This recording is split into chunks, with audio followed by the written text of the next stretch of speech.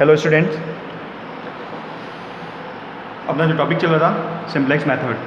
ना simplex method में previous class में अपन ने किया था big M method. Big M method कब यूज़ किया जाता है? जब अपन आर्टिफिशियल वेरिएबल यूज़ करते हैं सिंप्लेक्स के अंदर प्रोसीजर में। तो आर्टिफिशियल वेरिएबल कब यूज़ करते हैं? जब स्टार्टिंग आइडेंटिटी मैट्रिक्स नहीं मिलती है, उस केस में अपन को बिग एम मेथड या फिर टू फेज मेथड यूज़ किया जाता है। तो प्रीवियस क्लास में अपन ने किया था बिग एम मेथड। ना बिग एम मेथड का ड्रॉबैक क्या था? जो आर्टिफिशियल वेरिएबल की कॉस्ट उसमें यूज़ की जाती है -m। m is a large number, undefined quantity है, और कितनी लार्ज है अपन कोई फिक्स नहीं है, वो डिफाइन ही नहीं है। और अनडिफाइंड क्वांटिटी पे प्रोग्रामिंग करना इतना ईजी नहीं है, इसलिए बिग एम मेथड का ये ड्रॉबैक है। इस ड्रॉबैक को ओवरकम करने के लिए जो नेक्स्ट मेथड यूज़ किया गया है वो है टू फेज मेथड। ना टू फेज मेथड जैसे नाम से ही पता है, इसमें टू फेज होंगे, phase first and phase second. Phase first के अंदर जितने भी ऑब्जेक्टिव फंक्शन में वेरिएबल है उन सभी की कॉस्ट को आपको जीरो लेना है, except artificial variable. Artificial variable की कॉस्ट आपकी हो जाएगी -1। क्या हो जाएगी आपकी कॉस्ट? -1। जब जेड जे माइनस सी जे आपका ग्रेटर देन जीरो हो जाए और आर्टिफिशियल वेरिएबल बेसिक से बाहर हो जाए, उस केस में आपका फेज़ फर्स्ट कंप्लीट होगा और फेज़ सेकंड स्टार्ट करना है। फेज़ फर्स्ट की जो लास्ट टेबल है वो आपकी फेज़ सेकंड की फर्स्ट टेबल बन जाएगी। सिर्फ ऑब्जेक्टिव फंक्शन जो है, ऑब्जेक्टिव फंक्शन जो है फेज़ सेकंड में, वो आपका ओरिजिनल ऑब्जेक्टिव फंक्शन यूज़ करना है। वो आपका ओरिजिनल ऑब्जेक्टिव फंक्शन यूज़ करना है, यानी सी जे और सी पी में कॉस्ट चेंज होगी। बाकी फेज़ फर्स्ट की जो लास्ट टेबल है उसी को कॉपी करना है फेज़ सेकंड की फर्स्ट टेबल में। ओनली सी जे और सी बी कॉस्ट में चेंजेस होगा, कॉस्ट आपको ओरिजिनल वाली यूज़ करनी है, और आर्टिफिशियल वेरिएबल फेज़ सेकंड में नहीं आएंगे। क्लियर? फेज़ फर्स्ट में अगर जेड जे माइनस सी जे पॉजिटिव आ रहा है और आर्टिफिशियल वेरिएबल बेसिक के अंदर प्रेजेंट है, उस केस में प्रॉब्लम का सॉल्यूशन एग्जिस्ट नहीं करेगा, वो कहेंगे आपका नो फिजिबल सॉल्यूशन। अगर आर्टिफिशियल वेरिएबल बेसिक के अंदर प्रेजेंट है फेज़ फर्स्ट में और जेड जे माइनस सी जे आपका ग्रेटर देन जीरो हो जाता है, तो प्रॉब्लम का सॉल्यूशन एग्जिस्ट नहीं करेगा, वो कहलाएगा आपका नो फिजिबल सॉल्यूशन। ना इससे अपन एक न्यूमेरिकल से एक्सप्लेन कर ले रहे हैं। Question number first, use two phase method to solve. Maximum Z आपका दे रखा है 4x1 + 5x2 - 3x2, subject to the condition x1 + x2 + x3 = 20, x1 - x2 > 2 and 2x1 + 3x2 + x3 <= 80। तो फर्स्ट तो आपको इसको स्टैंडर्ड फॉर्म में कन्वर्ट करना है। Maximum Z equals to object maximum में ही है, कोई चेंजेस नहीं आएगा उसमें, 4x1 + 5x2 - 3x3। Next second equation आपके इक्वल्स टू फॉर्म में ही है, तो फर्स्ट इक्वेशन में कोई चेंजेस नहीं आएगा। x1 + x2 + x3 = 20।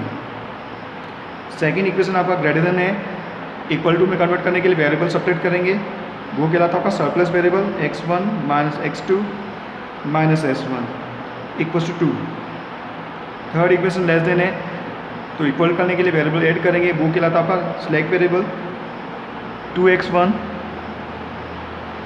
+ 3x2 + x3 + s2 = 80। जो भी स्लैक और सरप्लस वेरिएबल यूज़ किए हैं उनके ऑब्जेक्ट में कॉस्ट क्या लेने? 0 0s1 + 0s2। Now identity matrix check करो। 1 1 2 x1 का कोफिशिएंट, x2 1 - 1 3, x3 का कोफिशिएंट आपका आ रहा है 1 0 1, s1 का है 0 - 1 0, s2 का कोफिशिएंट आपका आ रहा है 0 0 1। तो आइडेंटिटी मैट्रिक्स का ओनली लास्ट कॉलम प्रेजेंट है अपने पास 0 0 1, जो s2 दे रहा है। तो स्टार्टिंग बेसिक फिजिबल सॉल्यूशन की रिक्वायरमेंट क्या है? Identity matrix. ना आइडेंटिटी मैट्रिक्स लाने के लिए अपन क्या करेंगे? आर्टिफिशियल वेरिएबल यूज़ करेंगे। फर्स्ट इक्वेशन में अपन आर्टिफिशियल वेरिएबल यूज़ करते हैं a1, और a1 का कोफिशिएंट आपका हो गया 1 0 0, फर्स्ट कॉलम मिल गया आइडेंटिटी मैट्रिक्स का। और सेकंड इक्वेशन में अपन ऐड करेंगे a2, और a2 का कोफिशिएंट हो गया 0 1 0। तो तीनों कॉलम मिल गए आइडेंटिटी मैट्रिक्स के। a1 आपका फर्स्ट कॉलम दे रहा है 1 0 0, a2 0 1 0 second column, and s2 0 0 1। Now जैसे अपन ने आर्टिफिशियल वेरिएबल ऐड किए हैं, तो सॉल्व करने के लिए दो ही मेथड है, या तो बिग एम यूज़ कर सकते हो या फिर to phase method. And last अपना नॉन नेगेटिव रेस्ट्रिक्शन है x1 x2 x3 s1 s2 a1 a2 > 0। तो बिगेन मेथड अपने लास्ट न्यूमेरिकल में यूज़ किया था, आज अपन यूज़ कर रहे हैं टू फेज़ मेथड ना। टू फेज़ मेथड के अंदर फेज़ फर्स्ट के अंदर अपन ऑब्जेक्टिव फंक्शन चेंज कर लेंगे, मैक्सिमम जेड डैश, जितने भी वेरिएबल दे रहेंगे उनकी कॉस्ट 0 हो जाएगी एक्सेप्ट आर्टिफिशियल वेरिएबल, इनकी कॉस्ट -1 लेनी है। तो आपका ऑब्जेक्टिव फंक्शन हो जाएगा फेज़ फर्स्ट में 0x1 + 0x2 + 0x3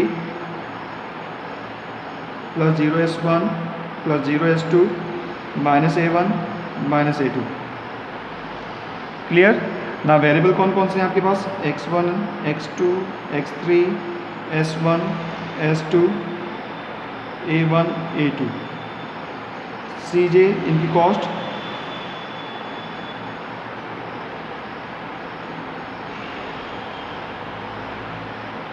b requirement vector कितना है 2280,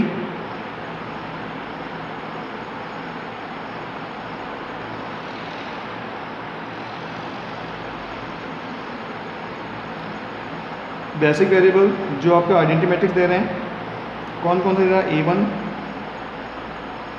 a2 and s2। cb basic variable की कॉस्ट a1 की कॉस्ट -1, a2 की कॉस्ट -1, s2 की cost 0।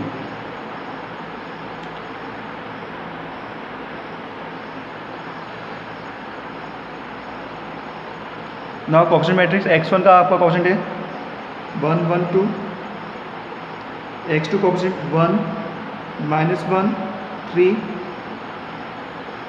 x3 coefficient 1 0 1, s1 coefficient आपका आ जाए 0 -1 0, s2 0 0 1, a1 का कोएफिशिएंट आपका है 1 0 0, a2 का है 0 1 0।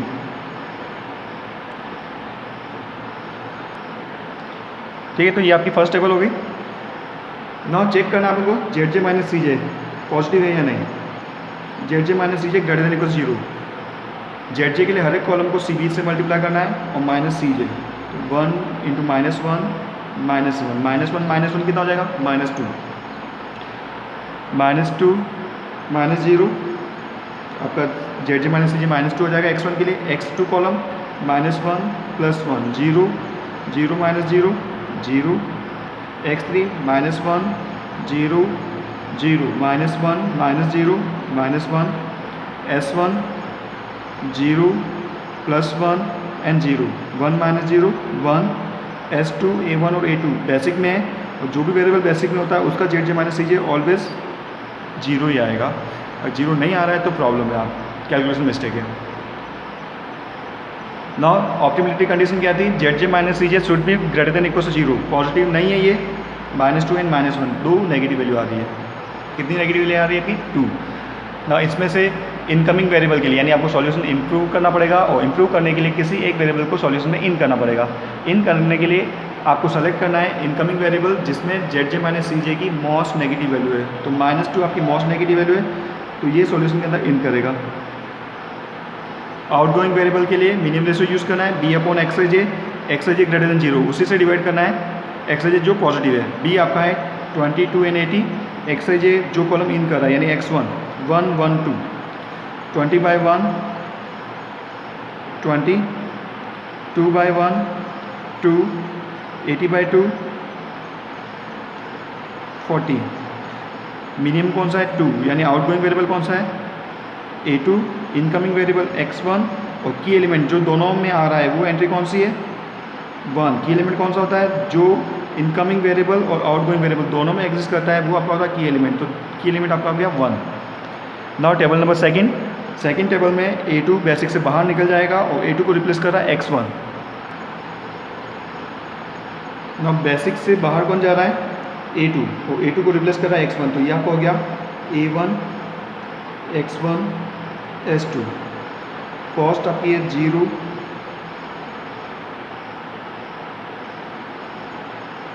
ना। a2 बेसिक से बाहर निकल गया तो उसकी कैलकुलेशन अपन स्टॉप कर देंगे, उसे आगे नहीं करना है। तो a2 की कैलकुलेशन आपकी स्टॉप हो गई।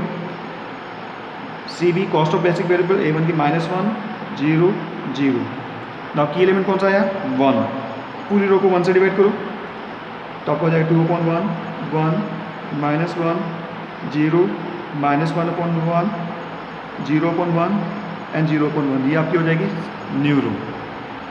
ठीक है, 2 1 -1 0 -1 0 0 1 आपका की एलिमेंट था, उस की एलिमेंट से डिवाइड किया पूरी रो को। नाउ x1 बेसिक के अंदर इन करता है, तो x1 आइडेंटिटी मैट्रिक्स का कौन सा कॉलम देगा? सेकंड, क्योंकि जो भी वेरिएबल बेसिक में है वो आपका आइडेंटिटी मैट्रिक्स देंगे। तो आइडेंटिटी मैट्रिक्स का सेकंड कॉलम है 0 1 0। तो 1 बनाने के लिए तो अपन ने 1 से डिवाइड कर दिया। अब ऊपर और नीचे दोनों एलिमेंट 0 चाहिए, यानी इस 1 को 0 बनाना है by using this new row. इसी रो की हेल्प से आपको दोनों एलिमेंट को 0 बनाना है।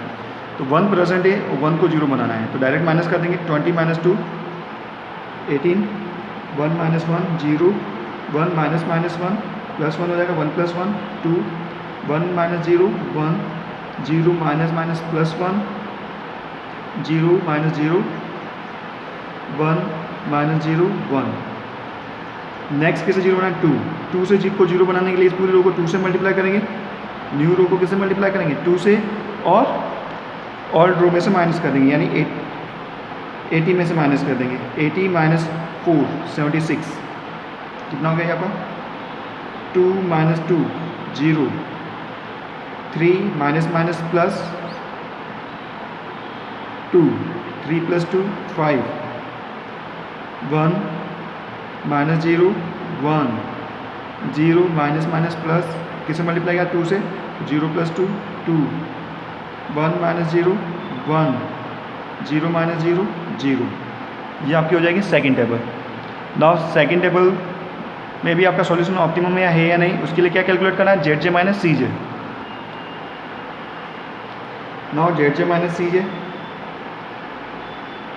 हर एक कॉलम को CV से मल्टीप्लाई करना है। x1 a1 और s2 आपके बेसिक वेरिएबल है, तो इनका ZJ - CJ तो डायरेक्टली 0 होगा। x2 को 2 × -1 माइनस का 2 ZJ -CJ 0 -2, बाकी दोनों एंट्री तो 0 है। -1 को ही कंपेरिजन करना है। -1 × 1 -1 -1 - 0 -1। s1 कॉलम को मल्टीप्लाई करो CV से, और 1 × -1 -1 -1 -0, तो ये आपका ZJ - CJ आ जाएगा ना। अभी भी आपकी वैल्यू पॉजिटिव नहीं है, तो मोस्ट नेगेटिव वैल्यू कौन सी है इसमें? -2। तो x2 सॉल्यूशन में इन करेगा। कौन सा वेरिएबल इन करेगा? x2। आउटगोइंग के लिए b/xij है, तो b 18 2 एंड 76 में डिवाइड करो x2, क्योंकि xij कौन सा होगा? जो कॉलम इन कराया 2 - 1 और 5 से। 18/2 9 2 - 1 नेगेटिव से डिवाइड नहीं होगा, सिर्फ ग्रेटर देन 0 क्वान्टिटी से डिवाइड कर सकते हैं, यहाँ कोई वैल्यू नहीं आएगी। 76/5। नाउ 9 और 76/5 ये आपका होगा 25 पॉइंट समथिंग, तो मिनिमम दोनों में से कौन सी? 9। तो ये आपका होगा आउटगोइंग वेरिएबल, यानी कौन बाहर जा रहा है? A1। बाहर कौन जा रहा है आपका? A1। अंदर कौन आ रहा है? बेसिक के अंदर x2, सॉल्यूशन के अंदर इन कौन कर रहा है? x2, और दोनों में वो एंट्री जो दोनों में कॉमन आ रहा है 2। Now table number third, A1 बाहर चला जाएगा और A1 को रिप्लेस कर रहा है x2। x2 की कॉस्ट 0, x1 की कॉस्ट 0, s2 की कॉस्ट 0। नाउ A1 भी आपका आर्टिफिशियल वेरिएबल है, तो A1 की कैलकुलेशन भी अब स्टॉप हो जाएगी।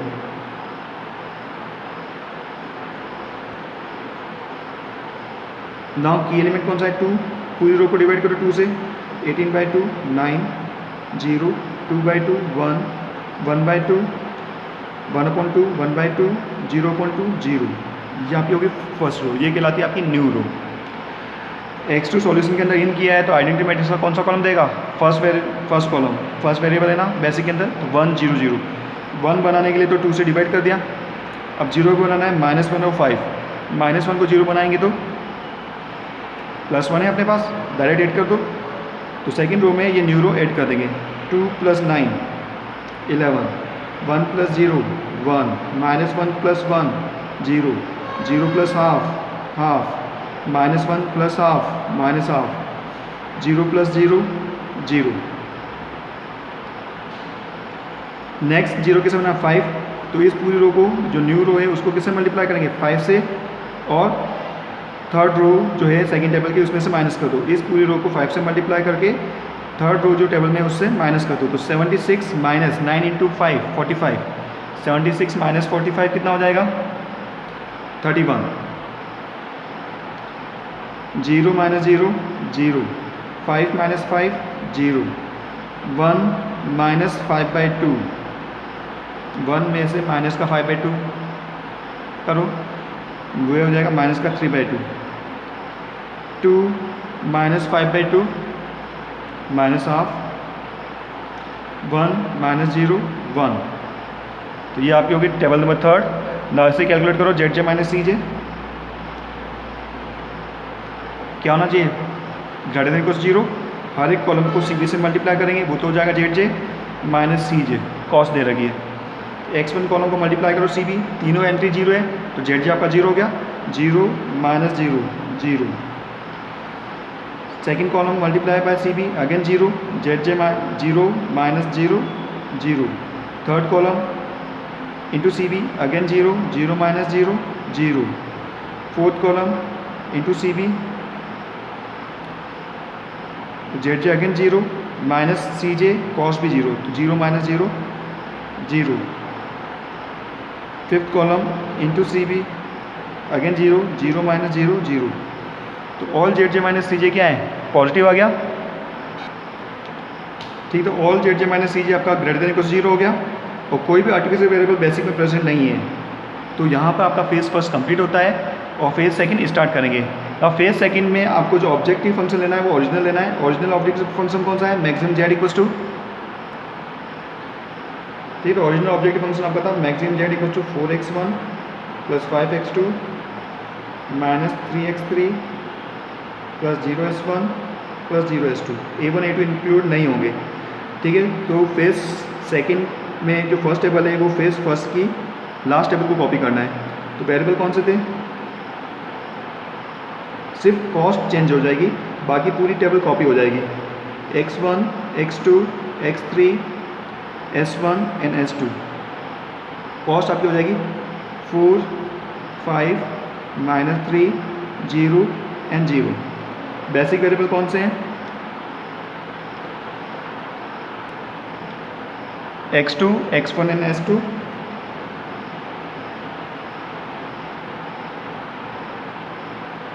क्लियर। रिक्वायरमेंट बेटे इसके करस्पॉन्डिंग 9 11 31, ये पूरी टेबल कॉपी करनी है। 0 1 0 1 0 0, हाफ हाफ माइनस का 3/2, half minus half and 0 0 1। Now Z cost C B change हो जाएगी। सी बी में जो x2 की कॉस्ट है 5, x1 की कॉस्ट है 4 और s2 की कॉस्ट है 0। जेड जे माइनस सी जे कैलकुलेट करो, जो बेसिक में है उनका जेड जे माइनस तो डायरेक्टली 0 हो जाएगा। x1 x2 and s2 basic में है। x3 के लिए जेड जे माइनस सी जे निकालो, हाफ इंटू 5 कितना हो गया, प्लस का 5/2 प्लस 4/2, 5/2 प्लस 4/2 कितना हो गया 9/2। Z J 9/2 minus minus plus 9/2 plus 3 कितना हो जाएगा 9/2 प्लस 3, 9 प्लस 6 15/2 कितना हो जाएगा ये आपका 15/2। नौ s2 के करस्पॉन्डिंग 5/2 माइनस 4/2 कितना बचेगा 5/2 माइनस 4/2 आपका हो जाएगा प्लस का half minus 0, half minus 0 half हो जाएगा, हाफ माइनस 0 आपका क्या हो जाएगा हाफ। तो जेड जे माइनस सी जे आपका 0 0 15/2 हाफ एंड 0। तो all Z J minus C J is greater than equal to 0, hence the solution is optimum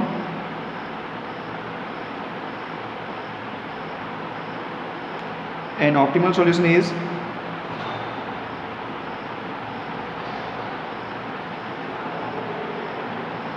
x1 equals to 11, यहाँ से रीड करना है, x2 इक्वल्स टू 9 और कौन सा वेरिएबल है x3 वेरिएबल यहाँ प्रेजेंट नहीं है, तो x3 वेरिएबल की कॉस्ट आपकी हो जाएगी 0, ठीक है। x1 equals to 11, x2 equals to 9 and x3 equals to 0 with maximum z equals to